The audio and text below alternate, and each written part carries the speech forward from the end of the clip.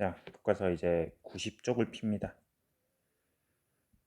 90쪽부터 보도록 합시다. 흥선대원군이 집결할 무렵 국내외 상황. 자, 여기 그냥 서양이 이렇게 각지에서 쳐들어왔다. 각지에서 막 서양 배들이 막 나타나죠. 요거만 봅시다. 자, 그리고 강화도 위치만 봐놓을게요. 강화도 위치 여기입니다. 서울이 여기 있는데, 아이고, 안 써져. 서울이 여기 있는데 바로 옆이죠. 한번 요거만 봅시다. 넘어갑니다. 인재등용과 통치체제의 재정비. 흥선대원군은 문란해진 정치 질서를 바로잡고 왕권을 강화하기 위해 개혁 정치를 추진했다. 먼저 외척으로 권력을 누려온 안동 김씨 세력 일부를 몰아내고 종친을 대거 발탁했다. 그리고 그동안 정계에서 밀려났던 다양한 정치 세력을 등용하여 자신의 정치적 기반을 강화하였다. 흥선대원군은 세도 가문의 핵심 권력기구로 왕권을 제역하던 비변사를 사실상 폐지하고 의정부와 삼군부의 기능을 부활하여 각각 정치와 군사를 담당하게 했다. 또한 이전의 법정과 각종 행정법규를 정비하여 대전 회통을 편찬하기도 했습니다. 경복궁은 임진왜란 때 불타버려 궁궐터만 남아있었다. 이후 경복궁 복구 논의가 여러 차례 있었지만 국가 재정이 부족하여 실현되지 못했다. 흥선대원군은 세도 정치를 거치면서 이게 문제였어요. 이 왕실의 권위를 세우기 위해 경복궁을 중건합니다. 지금 우리 서울 가면 경복궁 볼 수 있지. 흥선대원군 때 중건했어요. 경복궁 중건 비용을 어떻게 마련했을까? 자, 밑에 보면 원납전이라는 기부금. 처음에는 원에서 내는 원납전이에요. 봅시다. 여기를 볼게요. 경복궁을 짓는 일의 계정이 메말라 알 수는 없게 되자 팔도의 부자 명단을 뽑아 돈을 거두어들였다. 그리하여 파산자가 잇따랐다. 이때 거두어들인 돈을 원납전이라 했는데 백성들은 입을 비축거리며 원납전, 이게 원에서 낸다 할 때 그 원자인데 원망하다의 원자예요. 원망할 원자거든 이게. 그러니까 원망하는 돈이다. 원에서 내는 기부금이 아니라. 이렇게 바꿔서 비아냥거렸답니다. 그 정도로 강제로 막 징수를 했어요. 원납전이란 기부금을 강제로 거두고 고액 화폐인 당백전을 발행하여 유통합니다. 이거는 보면은 당시 상평통보의 5-6배에 지나지 않는데 100배에 가라는 걸로 통용을 했습니다.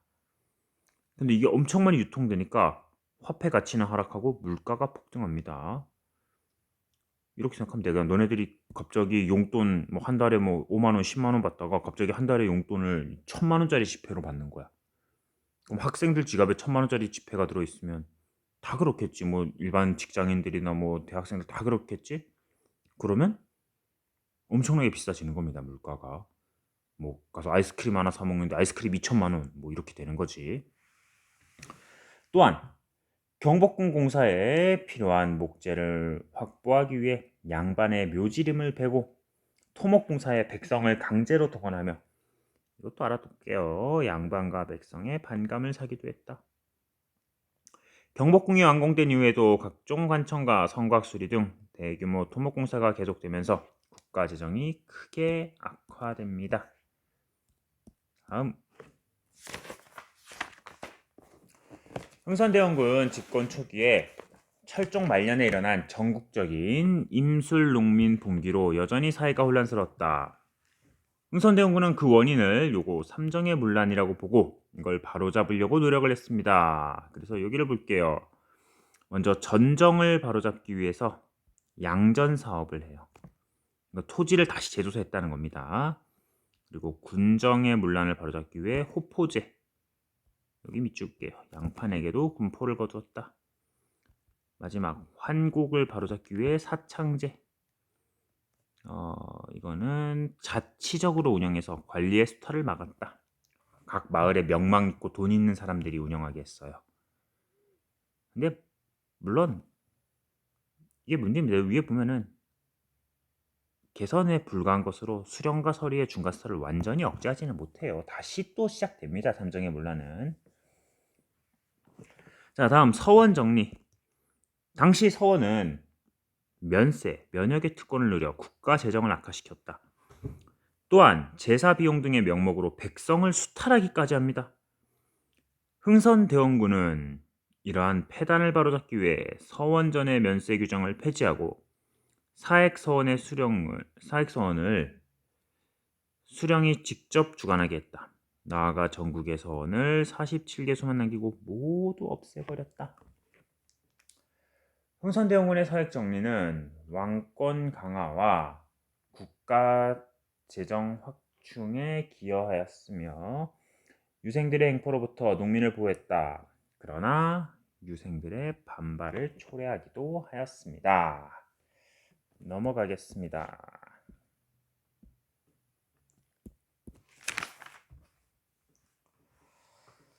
2차 아편전쟁 때 러시아는 서구 열강 간의 강화를 중재로 대가로 청으로부터 연해주를 획득하고 조선 쪽으로 점점 내려옵니다. 그냥 여기는 쭉 한번 보세요. 이것만 보면 됩니다.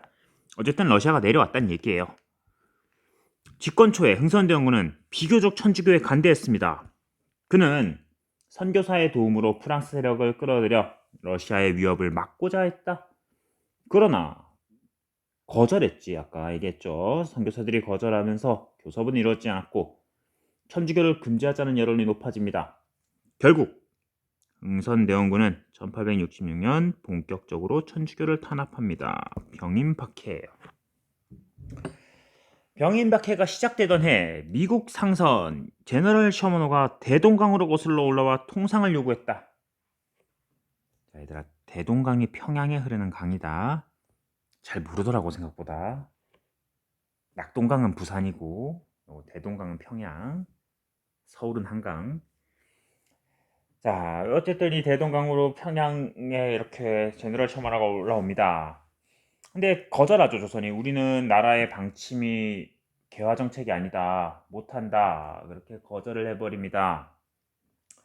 그러자 통상을 거절하자 관리를 잡아가두고 주민을 공격한 등 횡포를 부렸다. 이에 평안도 관찰사 박규수의 주도로 관군과 주민들이 합세하여 제너럴 셔먼호를 불태워 버립니다. 박규수 이름 기억하세요. 다시 한번 얘기합니다. 병인양요의 전개. 흥선대원군의 천주교 탄압 정책은 세계 각지의 대외 팽창을 보여주던 프랑스의 침략을 가져옵니다. 당시 프랑스는 영국하고 함께 세계를 양분하는 나라였거든. 그런데 감히 조선이 우리한테 이렇게 까불어? 가만 안 두겠다. 이렇게 된 거죠. 프랑스는 강화 해협을 거쳐 한강을 거슬러 올라 양아진까지 이르는 수로를 탐사한 후 청으로 돌아갔다. 이어 강화도에 침입하여 갑곡진을 점령하고 한강 수로를 봉쇄했다. 조선은 프랑스의 침입을 어떻게 막았을까? 이 한성근 부대가 문수산성에서 싸웠고 정족상성의 양원수가 승리합니다. 결국 기세가 꺾인 프랑스는 철수합니다. 그래도 이겼죠. 병인양요는 신미양요랑은 다르게. 퇴각하던 프랑스군은 외규장각과 행궁 등 주요 건물을 불태우고 의궤를 비롯한 외규장국 도서 등 중요한 문화재와 재물을 약탈합니다. 자, 요거예요. 외규장각 도서. 조선의 중요한 의궤인데 이게 병인양요 때 프랑스에게 빼앗깁니다. 그래서 계속 달라고 그래 우리나라가. 대한민국 정부에서 반환 요구가 계속됐는데 얘네가 계속 안 줘요 프랑스가. 그러다가 145년 만에 2011년에 뭐라 써있다?